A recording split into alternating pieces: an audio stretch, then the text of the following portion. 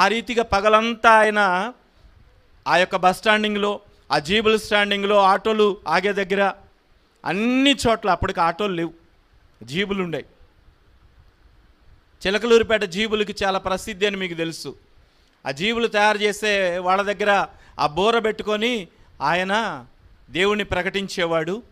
ఆ బస్ స్టాండింగ్ల దగ్గరికి వెళ్ళి యేసే నిజమైన దేవుడు, రక్షకుడు, నమ్ముకోండి నీకు పరలోకం వస్తుందని చెప్పేవాడు. సాయంకాలం అవగానే ఆ వస్త్రాలు మరలా ఉతుక్కొని మరుసటి రోజుకి సిద్ధపరుచుకొని వెళ్ళి పడుకొని వాక్యం చదువుకొని పడుకునేవాడు. ఆ రీతిగా ఉన్న దైవజనుడు ఆయన చిలకలూరిపేటలో ఆ రీతిగా వచ్చిన కట్టుబట్టలతో వచ్చిన ఒక ఆయన కొన్ని వేల లక్షల కుటుంబానికి ఆశీర్వాదకరంగా మారాడు.